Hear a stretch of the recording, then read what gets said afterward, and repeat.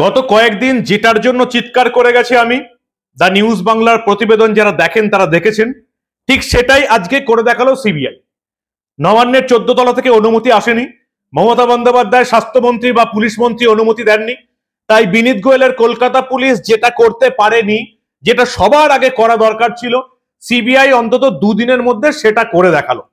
মাঝ রাস্তা থেকে ঘাড় ধাক্কা দিয়ে তুলে নিয়ে গেল আরজি করের প্রাক্তন অধ্যক্ষ, ন্যাশনাল মেডিকেলে যাকে পোস্টিং দিয়েছিলেন স্বাস্থ্যমন্ত্রী মমতা বন্দ্যোপাধ্যায়, সেই সন্দীপ ঘোষকে, যিনি এই কাণ্ডের মূল হোতা, সব জানেন তিনি। ঘটনা ঘটার পর কিভাবে তৃণমূলের নেতাদের ডেকে নিয়ে গেলেন, তৃণমূলের স্বাস্থ্য যারা দেখেন সেই সমস্ত নেতাদের হাসপাতালে নিয়ে গেলেন, তারপরে একটা ইউডি কেস রেজিস্টার করলেন, আনআইডেন্টিফাইড বডি হিসেবে ঘোষণা করে দিলেন তারই হাসপাতালে কর্তব্যরত একজন মহিলা চিকিৎসককে, তারপরে সেটাকে আত্মহত্যা বলে বাবা মায়ের কাছে খবর পাঠিয়ে দিলেন।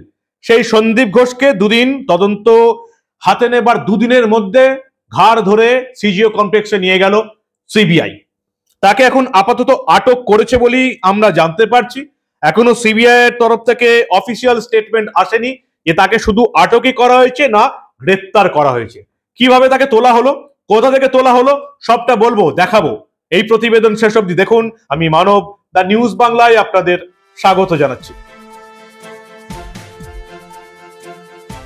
যে দৃশ্য দেখার জন্য আমরা এতদিন অপেক্ষা করেছিলাম, যে দৃশ্যটা বিনীত গোয়েলের কলকাতা পুলিশের করা দরকার ছিল, আজকেও বিনীত গোয়েল সাংবাদিক সম্মেলন করে আবার সাফাই দিয়েছেন এবং আবার সাধারণ মানুষকে হুমকি দিয়েছেন আইনত ব্যবস্থা নেওয়া হবে। শুধু হুমকি আর সাফাই দিতে পারে কলকাতা পুলিশ, আর কিছু পারে না।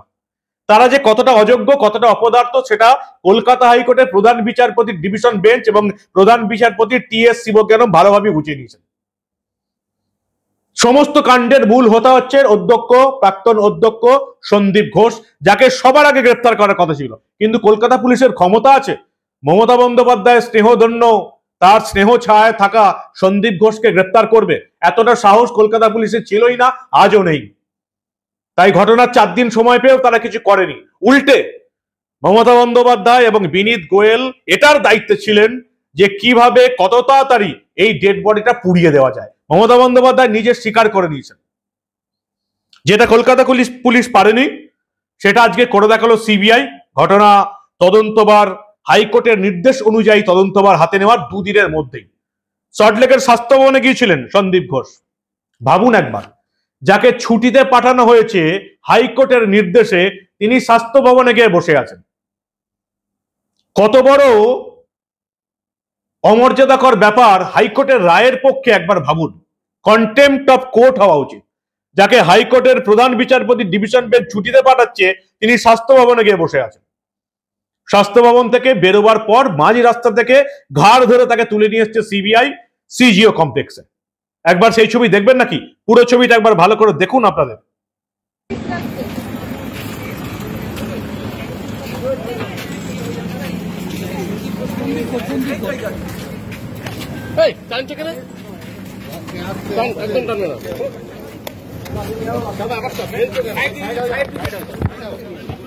एक साइड में साइड हो जाओ। चलो हम लोग फिर वही वाली बात हो गया।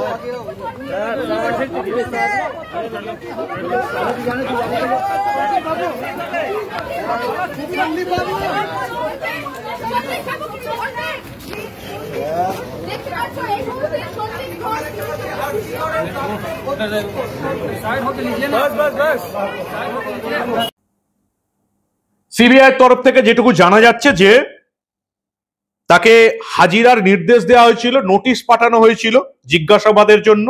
সেই নোটিশ তিনি অমান্য করেছেন, জিজ্ঞাসাবাদের জন্য আসেননি। উল্টে আবার তিনি আজকে হাইকোর্টে চলে গেছেন তার নিরাপত্তার জন্য, পুলিশি ব্যবস্থা চাইতে। হাইকোর্টের প্রধান বিচারপতির বেঞ্চ সেটা উল্লেখ করেছেন যে আপনি তো মহা প্রভাবশালী লোক, আপনি তো সিকিউরিটির জন্য আমাদের বিরুদ্ধে হাইকোর্টে চলে এসেছেন।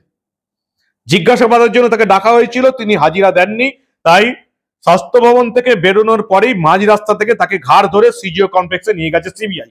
কিন্তু ওই যে বললাম তাকে এখন আপাতত আটক করা হয়েছে।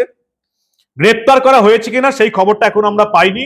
সিবিআই এর তরফ থেকে এই ঘটনার আপডেট দেওয়া হলে আমি আপনাদের জানাতে পারবো যে তাকে শুধু আটক করা হয়েছে জিজ্ঞাসাবাদের জন্য নাকি তাকে অ্যারেস্ট করা হয়েছে। আমাদের দাবি ছিল তাকে অ্যারেস্ট করতে হবে, হেফাজতে নিয়ে তাকে জিজ্ঞাসাবাদ করতে হবে। সব জানেন আরজি করে এই মহিলা ডাক্তার হত্যাকাণ্ডের পুরো ব্যাপারটা উনি জানেন। এটা কলকাতা পুলিশও জানতো, কিন্তু কলকাতা পুলিশ, বিনীত গোয়েলের পুলিশ এটাও জানতো যে দিদিমণির হাত আছে, ফলে একে গ্রেপ্তার করা যাবে না, একে জিজ্ঞাসাবাদ করা যাবে না। মমতা বন্দ্যোপাধ্যায় কিভাবে বিনীত গোয়েলের সঙ্গে একেবারে যুক্তি করে এই মেয়েটির ডেড বডি যাতে অন্য কোথাও পোস্টমর্টেম করা না যায় সেজন্য পুরো রাত জেগে রইলেন, নিজে স্বীকার করেছেন। এই সন্দীপ ঘোষ তিনি বারবার বলছেন আমার মেয়ের মতন, আমার মেয়ের মতন। কাকে বলছেন? এই অত্যাচারিত খুন হয়ে যাওয়া মহিলা ডাক্তারটিকে। অথচ এই সন্দীপ ঘোষ সেদিন সকালে কি করলেন? তিনি ঘটনার খবর পাওয়ার পরই তিনি তৃণমূলের নেতাদের আগে ডেকে আনলেন, ম্যানেজ করার চেষ্টা করলেন, ইউডি কেস করলেন। আনআইডেন্টিফাইড বডি, নিজের হাসপাতালের একজন মহিলা ডাক্তারকে আনআইডেন্টিফাইড বডি ঘোষণা করে সেটাকে আত্মহত্যা ঘোষণা করে বাড়িতে খবর পাঠিয়ে দিলেন। কি নির্লজ্জ অপরাধী, একবার ভাবুন। অপরাধী এই সন্দীপ ঘোষ একজন অপরাধী, এবং এই খুনের পেছনে তার যথেষ্ট ভূমিকা আছে। জোর গলায় আজকে বলে দিলাম তার ভূমিকা আছে। তার বিরুদ্ধে আর কি কি অভিযোগ ছিল? সকালে ইস্তফা দিয়ে বিকালে পোস্টিং পেতেন। এত বড় একটা কৃতকর্মের দায় স্বীকার করে সরকারি চাকরি থেকে ইস্তফা দিলেন স্বাস্থ্যমন্ত্রী মমতা বন্দ্যোপাধ্যায়। 4 ঘন্টার মধ্যে তাকে ন্যাশনাল মেডিকেল কলেজের অধ্যক্ষ বানিয়ে দিলেন। কি দাপট! কেন মমতা বন্দ্যোপাধ্যায়ের এত কাছের লোক? ওই দোলা সেনের 25-75 ভাগে কি সন্দীপ ঘোষও ছিলেন? তার বিরুদ্ধে গুরুতর অভিযোগ রয়েছে। তার বিরুদ্ধে ওই আরজি কর হাসপাতালের চিকিৎসকরা অভিযোগ করেছিলেন যে দেহ বিক্রি করে দিতেন। 2023 সালে এই বিষয়টি কর্তৃপক্ষের নজরে এনেছিলেন আরজি কর হাসপাতাল দিয়ে এক চিকিৎসক। এর আগেও অনেকবার আরজি কর থেকে বদলি হন। একবার উত্তরবঙ্গে বদলি করা হয়েছিল, একদিনের মধ্যে তিনি আবার আরজি করে ফিরে এসেছিলেন। একবার মুর্শিদাবাদ মেডিকেল কলেজে ভর্তি করা হয়েছিল, 48 ঘন্টার মধ্যে তিনি স্বাস্থ্য দপ্তর থেকে নির্দেশ পাল্টে দিয়েছেন। কেন এত দাপট? কেন তাকে মমতা বন্দ্যোপাধ্যায় এত পছন্দ করেন? এত কাণ্ডের পরে কেন ন্যাশনাল মেডিকেল কলেজে তাকে পোস্টিং দেওয়া হয়েছিল? সন্দীপ ঘোষকে জেরা করলে শুধু হবে না, সন্দীপ ঘোষের পাশাপাশি কলকাতার পুলিশ কমিশনার বিনীত গোয়েলকেও জেরা করতে হবে। কেন এরকম একটা লোককে গ্রেপ্তার করে জিজ্ঞাসাবাদ করা হলো না? বিনীত গোয়েলকেও জিজ্ঞাসাবাদ করতে হবে, আরো একজনকে জিজ্ঞাসাবাদ করতে হবে। কাকে জানেন? রাজ্যের স্বাস্থ্যমন্ত্রী মমতা বন্দ্যোপাধ্যায়কে। মমতা বন্দ্যোপাধ্যায়কেও জিজ্ঞাসা করতে হবে যে কেন তিনি এইভাবে এই সন্দীপ ঘোষকে রাতারাতি ঘন্টা 4 মধ্যে অন্য একটা মেডিকেল কলেজের অধ্যক্ষ বানিয়ে দিলেন, যিনি নিজের কৃতকর্মের জন্য এখান থেকে ইস্তফা দিচ্ছেন, সরকারি চাকরি থেকে ইস্তফা দিচ্ছেন। কেন? স্বাস্থ্যমন্ত্রীর কি ভূমিকা আছে এর পেছনে? কি লাভ আছে স্বাস্থ্যমন্ত্রীর একজন সন্দীপ ঘোষের মতন একজন অধ্যক্ষের পাশে দাঁড়ানো? যে অধ্যক্ষ নিজের একজন হাসপাতালের মহিলা ডাক্তারের ডেড বডি দেখেও তাকে ইউডি কেস করে, আনআইডেন্টিফাইড বডি হিসেবে ঘোষণা করা হয়, তার কি যোগ্যতা আছে? যে অধ্যক্ষ সন্দীপ ঘোষ মৃতদেহ দেখার পরেও মৃতদেহের চোখ থেকে রক্ত বেরিয়ে গেছে, মুখ থেকে রক্ত বেরিয়ে গেছে, ঠোঁটের এখানে কাটা দাগ, যোনি থেকে রক্ত বেরিয়ে গেছে, গোটা শরীরে অত্যাচারের চিহ্ন, তারপরে পোস্টমর্টেম রিপোর্ট দেখার পরেও যে অধ্যক্ষ বলতে পারে না যে রীতিমতো অত্যাচার করে খুন করা হয়েছে, সেই অযোগ্য অপদার্থ অধ্যক্ষকে ডাক্তার বলতেও ঘেন্না বোধ হয়। ডাক্তার সমাজের লজ্জা।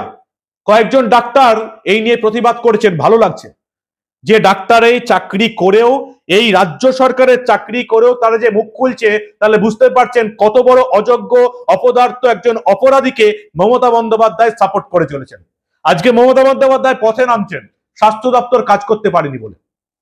আমি চাই মমতা বন্দ্যোপাধ্যায় এই দাবিটা তুলুন, স্বাস্থ্যমন্ত্রীর পদত্যাগ চাই। মমতা বন্দ্যোপাধ্যায় রাস্তা নেমে এই দাবিটা তুলুন, পুলিশ মন্ত্রীর পদত্যাগ চাই। গোটা রাজ্য যেটা চাইছে মুখ্যমন্ত্রীর পদত্যাগ, মমতা বন্দ্যোপাধ্যায় আজকে রাস্তায় নেমে সেই দাবিটা তুলুন, মুখ্যমন্ত্রীর পদত্যাগ চাই। কি লজ্জাকর একটা রাজ্যে আপনারা বাস করছেন ভাবুন। ঘাড় ধরে অধ্যক্ষ সন্দীপ ঘোষকে তুলে নিয়ে গেল সিবিআই, যেটা করার কথা ছিল বিনীত গোয়েলের কলকাতা পুলিশের। কি করে করবে? যারা ফেসবুকে মিসিং ডায়েরি করে মানুষের কাছে অপরাধী ধরতে সাহায্য চায়, সেই পুলিশ কতটা অযোগ্য, কতটা অপদার্থ কলকাতা হাইকোর্ট বলে দিয়েছে। আমাদের আর নতুন করে বলার কিছুই নেই। প্রতিদিন আসছে, সোশ্যাল মিডিয়ায় হুমকি দিচ্ছে, সাংবাদিকদের হুমকি দিচ্ছে, প্রেস কনফারেন্স করে কি লাভটা হবে? কারোর মুখ আর বন্ধ করা যাবে না রে ভাই। 14ই আগস্ট বাংলার মানুষের নবজাগরণ হয়ে গেছে, আর কাউকে ভয় দেখিয়ে চুপ করানো যাবে না। এরকম তোলামুলির চটিচাটা দলদাস লোকে দেখে নিয়েছে, পুলিশকে আর কেউ গুরুত্বও দেয় না, ভরসাও করে না, ভয়ও করে না। সিবিআই ঘাট ধরে তুলে নিয়ে গেল অধ্যক্ষ সন্দীপ ঘোষকে। একে জিজ্ঞাসাবাদ করে আশা করা যায় এই মৃত্যু রহস্যে তদন্ত ফাঁস হবেই। সেদিকে আমরা তাকিয়ে আছি। গত 6 দিন ধরে চিৎকার করে গেছি, এই অপরাধের আসল অপরাধীদের যতক্ষণ না খুঁজে বের করে শাস্তি হচ্ছে ততদিন চিৎকার করে যাব। দেখতে থাকুন দা নিউজ বাংলা। আমরা এই ধরনের কোনো ঘটনা চেপে রাখতে দেব না।